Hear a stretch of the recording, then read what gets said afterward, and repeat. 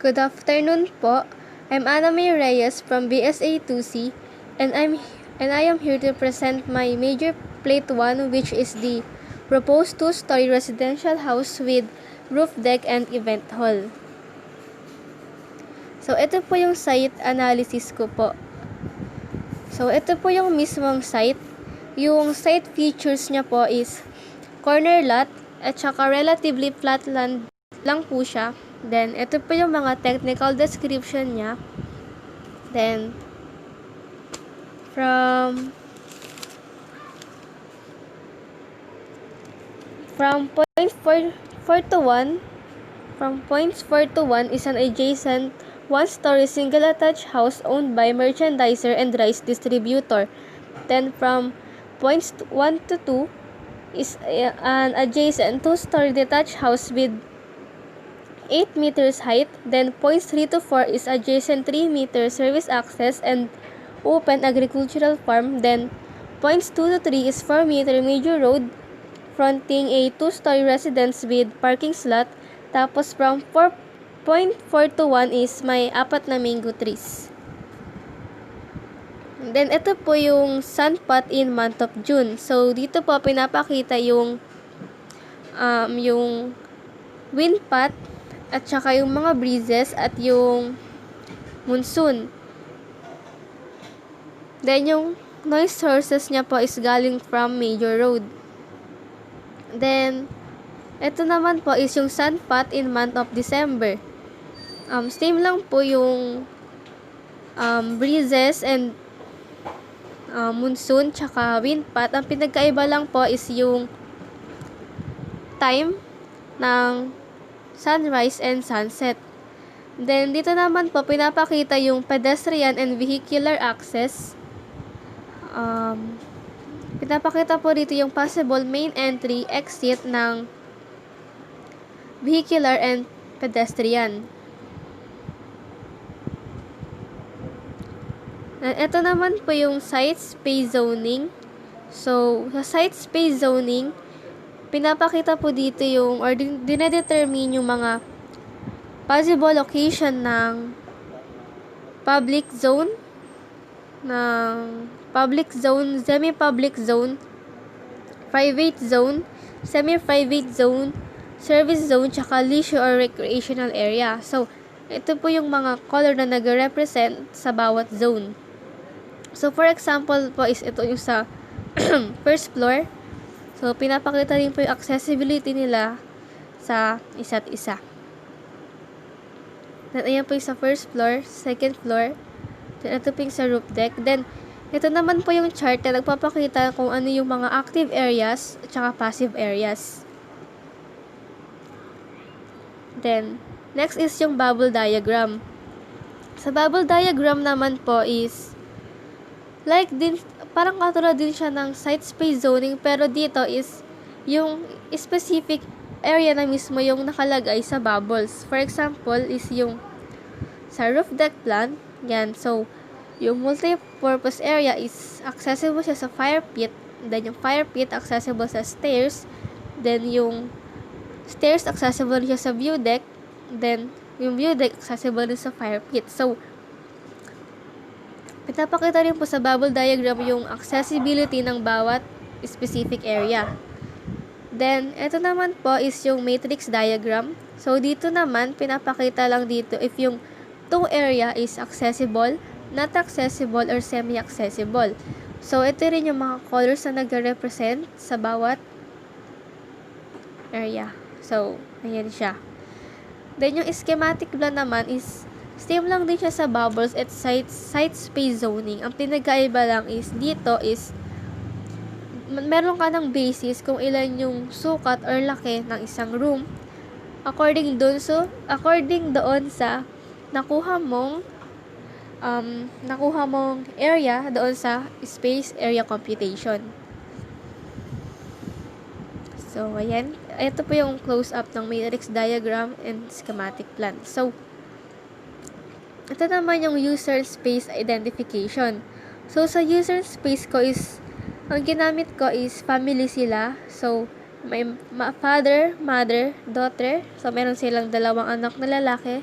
then grandmother and grandfather, at saka maid. So, dito, tinukoy ko lang yung role occupation. For example, is yung father, head of the family, engineer. So, yung hobby niya, syempre, is planning, drawing, reading books. So, yung space requirement na dapat meron siya is yung merong office, computer, working area, tsaka mini library. At isa pang example is yung mother. So, isa siyang architect. So, yung maaring hobbies niya is planning, sketching, drawing, collecting bugs, and makeup. Then, syempre, yung space requirements is dapat meron siyang office, computer, working area, mini library, tsaka walk-in closet. Ganun din po yung ginawa ko sa iba pang member ng family. At then sa behavioral pattern naman is, yung father, sinimulan ko siya sa pag-park ng car, then enter transient house. Siyempre, pagpasok is magka-sanitize muna siya. So, pupunta siya sa toilet and bath. Then, take on clothes sa walk-in closet. Then, kakain sa dining area. Then, after kumain, wash up. Punta siya sa kitchen or comfort room. Then, watch TV sa entertainment room. Then, swimming sa swimming pool. Then, wash. Take a bath. Siyempre, magbabanlaw sa outdoor toilet and bath. Then, take on clothes sa closet. Then, syempre, afternoon, sleep na sa bedroom. Then, gigising, maliligo sa toilet and bath. Then, magbibihes sa walk-in closet. Kakain sa dining area.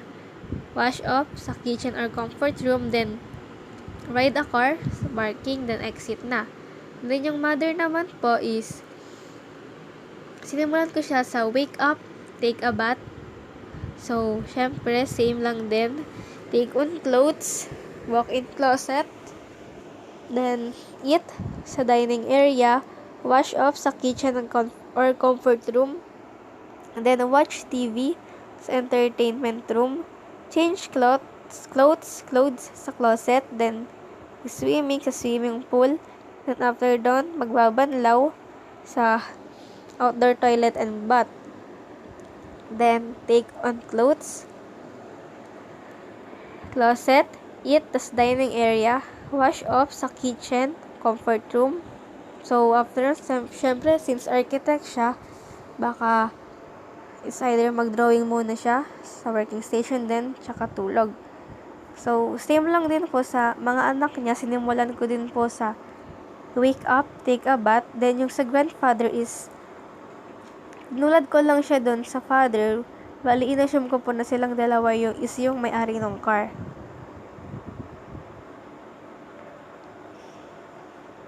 Next is yung space area computation.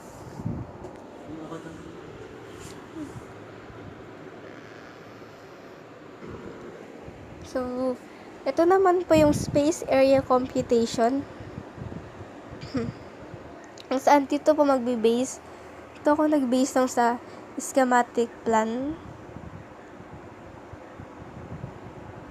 So, sa space area computation, ang meron dito is yung functional space. Then, kukunin mo yung assumed space niya. And then, yung proposed total area. Yung proposed total area, yung magiging basis mo or yung magiging idea mo or guide kung gaano kalaki yung kwarto or yung room na gagawin mo. So, next is dito na naman tayo sa concept board. So, concept board, yung napili ko pong design concept is Modern Vernacular and Sustainable Architecture. So, may tagline siya na A New Twist on Old Favorites. So, ito po yung napili kong concept kasi gusto ko pong i-promote yung mga traditional houses sa Philippines na hindi lang dapat tayo or humans yung pwedeng sumabay sa uso or pwedeng mag-evolve, kundi pati yung mga national heritage natin. Pwede rin natin silang i-improve or i-innovate. So,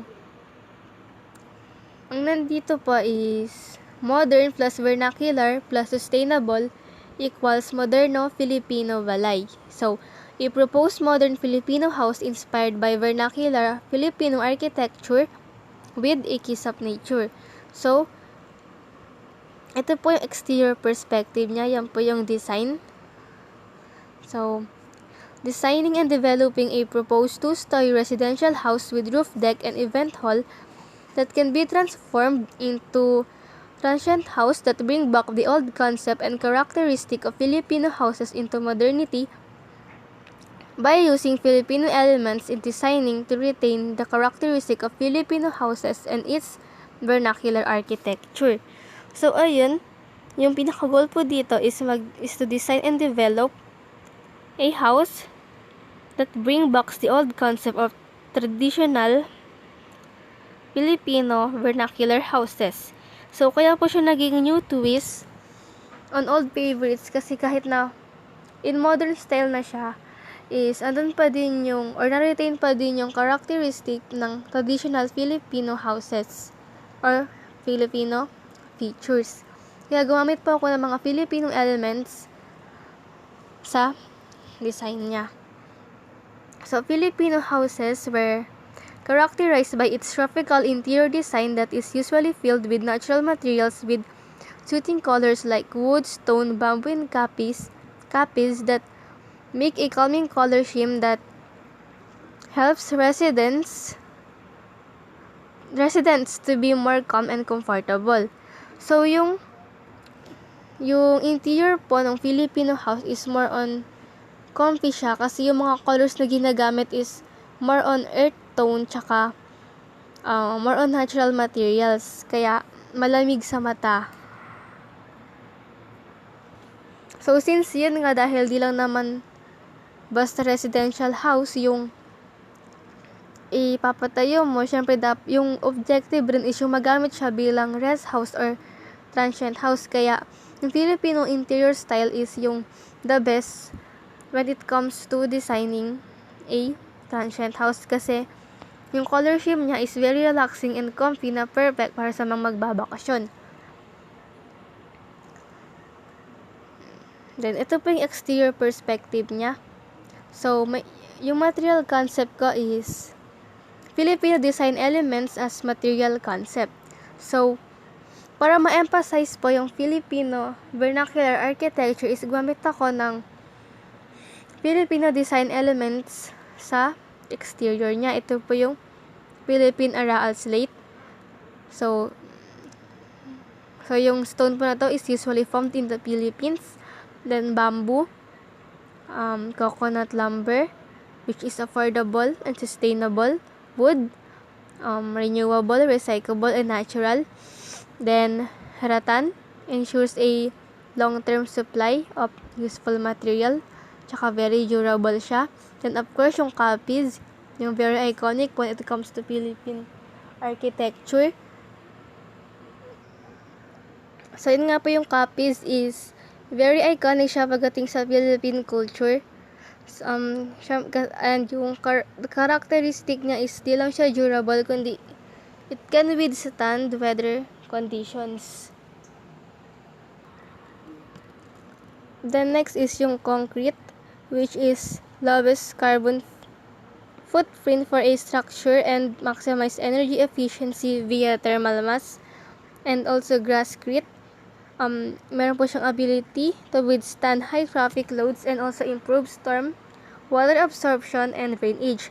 Then yung green wall, that helps to minimize or reduce noise sources by reflecting or diffracting as well as absorbing acoustic energy. So, di lang po ako sa exterior gumamit ng Filipino design elements, kundi pati na rin po sa interior. Example po niyan is yung vegan tiles, antique bricks, at saka amakan. So, yung color concept ko po is black, brown, white, and golden brown. So, ito pa yung napili kong colors kasi very earth tone sila at saka malamig sa mata. And Ito rin ba yung mga kadalasang kulay na makikita sa mga vernacular houses ng Philippines, which is yung bahay kubo. Then, yung modern naman, most of colors are black and white. So, pinag-combine ko sila, then ito pa yung naging result. Kaya naging modern vernacular na siya.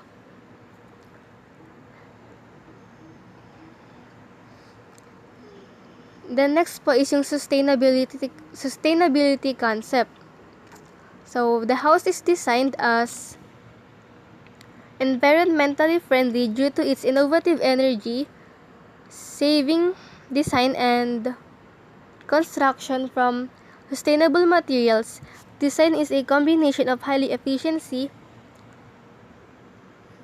technology, renewable materials, and innovative design. So, yung modern na Filipino balay is combination of green and wellness, which means yung green po is providing or is associated with better air quality and reduces traffic noises and cooler temperature. And wellness, that is responsible of practicing healthy habits on a daily basis to fight against the spread of coronavirus. Then, promoting calm and green by putting plants and trees around the house and balconies that gives a restorative effect, contributing to the renters a physical and mental well-being. Then, sustainable materials. Ito po yung mga sustainable materials na ginamit ko. First is yung arboretum roof. So, ito po yung layers niya. First layer is yung substrate, waterproofing membrane, drainage layer or root barrier, filter fabric, stabilization mat, growing medium, erosion control basket, at saka yung plants. Yung advantage po ng green roof is pinaprotect niya yung house from direct solar heat, tsaka sound insulation. Nagpo-provide din siya ng good air quality and also absorbs rainwater. Then, nag-apply din po ako ng mga window film sa lahat ng window kasi yung advantage niya po is it blocks 99% of sun's ultraviolet rays from entering your home and reduce niya yung glare and protecting skin and eye from damage without sacrificing the view.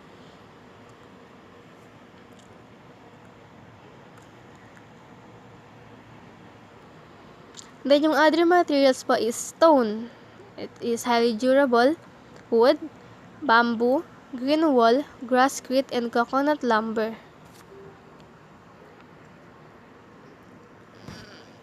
And ito naman po yung form concept. So, gumamit po ako ng additive and subtractive form of concept. So, first is a rectangular volume placed at the site. Next is subtracting a portion to decrease its heavy aesthetic. Then adding different volumes that will serve as overhangs and roofs to shade the building from direct sunlight. So then, for final finishing is putting Filipino design elements and sustainable materials for final touch to emphasize the modern Filipino house concept. So, pag nagawa na po yan lahat, is ito na po yung magiging result niya. Yan na po yung mapo-form.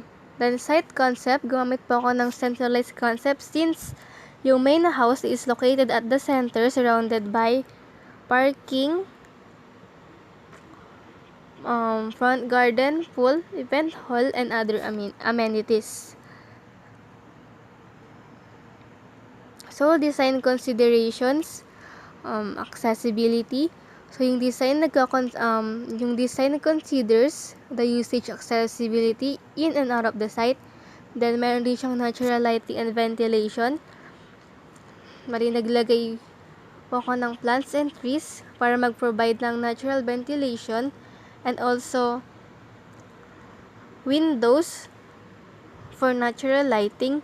And syempre yung noise para ma-minimize is may setbacks, shrubs, at saka green walls na nakakatulong para ma-minimize yung noise coming from road. Then yung traffic condition is parking are located on the entrance of the site. Then para sa health safety, since yung health ng residents is yung dapat na number 1 priority.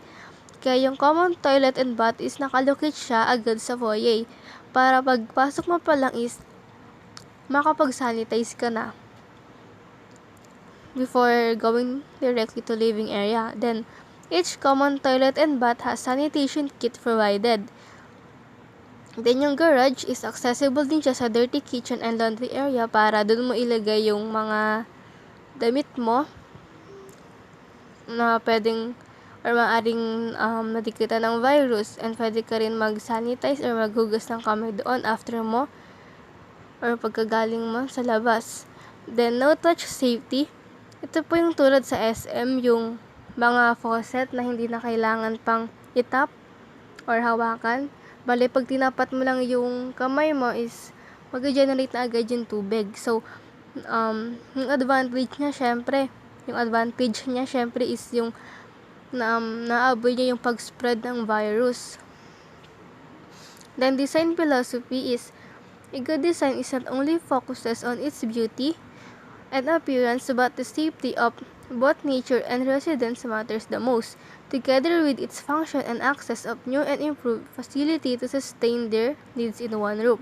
So, yung ina-emphasize ko lang po dito is dapat, when it comes to designing, kinakonsider mo rin yung nature mo. Syempre, yung naging client mo, dalawa. Of course, yung client mo talaga na nagpapagawa, and of course, yung nature. Kasi, yung nature, nag-play siya ng vital role when it comes to designing and yung niya. Then, design objectives. To design a 2-story house that can maximize the space. Then, design a convenient, livable, aesthetically functional space. And to design Filipino moderno-inspired and to promote local and indigenous materials in the Philippines. So, maganda po yung gantong concept kasi di lang local materials natin yung po-promote, kundi pati na rin kung gaano ka-bless ang Philippines pagdating sa mga material na hindi na natin need na mag-invest pa ng material sa labas ng bansa o sa ibang bansa. Pinapromote din natin dito yung kung gaano kaganda yung Philippine architecture, lalo na kapag yung halimbawa yung mag-rent ng bahay is mga foreigners, mas ma-appreciate nila yung Filipino architecture because of its unique design. So, ito po yung exterior perspective from front. Then, ito naman po yung exterior perspective kung saan kita na yung side. Then, ito naman yung architectural theme. So, yung architectural theme is modern Filipino style. So, yung modern Filipino style is characterized by its tropical interior and natural materials with suiting colors like wood, stone, and kapis that make a calming and color scheme that helps residents to be more calm and comfy. Yeah, so ito, sa foyer pa lang, ito pa yung perspective ng foyer. Ramdam mo agad yung Filipino features kasi pagpasok mo pa lang is bumungad sa'yo yung kapis window, then mga furnitures na gawa sa rattan, then tropical plants, of course, wood trellis.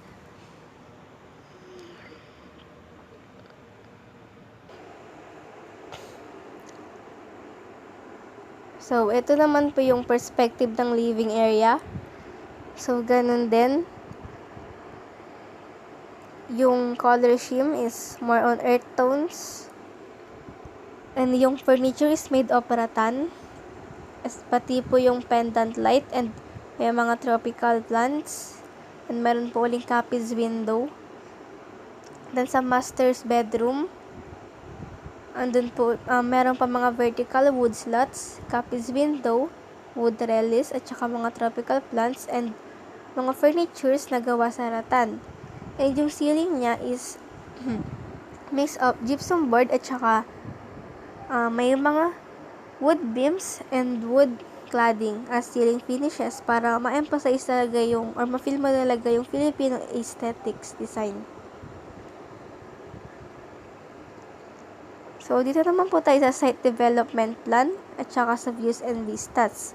So, sa site development plan, may kita mo dito yung man-made pond, yung pool, yung roof ng outdoor toilet and bath, then yung green roof and yung pinaka main house. Then dito naman po yung views na pwedeng makita sa loob ng site. So, first view is yung edible garden. Yung edible garden po na setback po yan. Hindi lang po yan. Bali, dire-diretso po. So, ayan po yung patio. Then, may swimming pool. Ito yung perspective ng swimming pool. Then, ito naman yung front garden which is may coconut tree.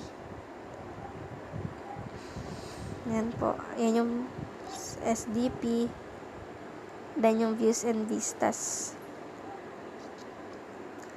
So, ito naman yung pinaka-floor plan ng bahay.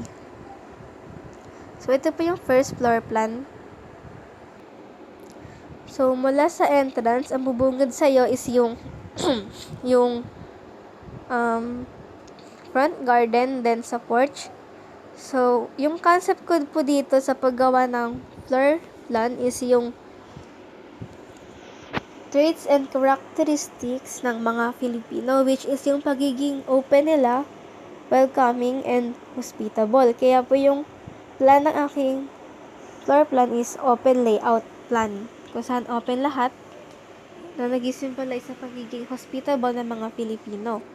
Siyempre, sa pagpasok mo pa lang is may foyer. So, kaya kung may foyer, para makapag-sanitize ka muna, kaya po nilocate ko doon yung toilet and bath. Pero ginawa ko naman siya in a way na accessible pa rin po sa bedroom 1 at bedroom 2. Then, meron po ditong vanity. Kasi diba, isa sa characteristic ng mga Filipino, kapag may nakitang salamin, of course, mag-salamin yan and mag-aayos, especially yung mga Filipina girls. Ay, sa ilalim po pala nito, merong storage. Ito po.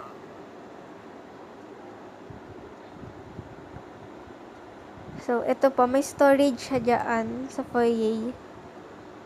Yan po. Dyan po, nakalagay po dyan is yung mga slippers, shoes. Para ma-maximize yung space, ginamit ko na rin po yan.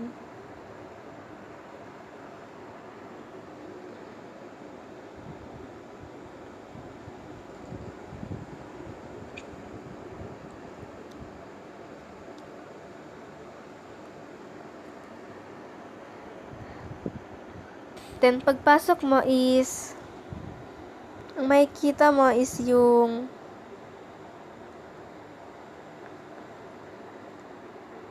itong bookshelves with chair and ottoman. Kaya po ako naglagay dyan is para hindi po maging dead space yung part na yan. Kasi baka magmumukha siyang dead space. Then, yung lalim ng stairs po is yung ginawa kong storage. Kasi isa rin po sa pinaka-dead space is yung ilalim ng stairs. Kaya dapat po doon talaga i-locate yung storage. Then, of course, yung bedroom 1, good for 2 person siya. Meron din siyang 2 chairs and table. Then, ito po yung view ng front garden. Then, yung bedroom 2 is good for 1 person. Meron din siyang 1 chair and 1 table. Then, living area, which is kita yung view mula sa pool. Then, lanay. Ginawa ko pong pareho yung finishes ng lanay sa swimming pool para po magbukang malaki yung space. And then, dining area, then nook at saka kitchen area. So, kung mapansin nyo po, yung bedroom, nilocate ko siya dito sa pagpasok agad. Kasi diba sa mga normal plans, pagpasok mo is, ang kadalasang nakalocate dito is living room. Then, dito sa mga bandang to is yung mga bedroom. Sa akin po dito ko siya nilocate kasi yung banda dito is more on active area. Syempre, may ingay. Yung bedroom is more on passive, which is quiet area lang. Kaya, dito ko po siya nilagay para di ka maistorbo or di maistorbo yung matutulog kapag may nag-party-party dyan.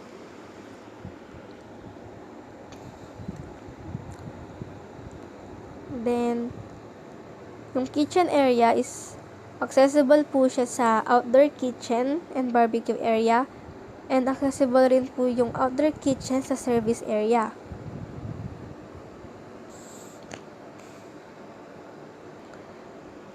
Kapag mula naman po tayo sa garage, meron po tayong 3 options sa pagpasok.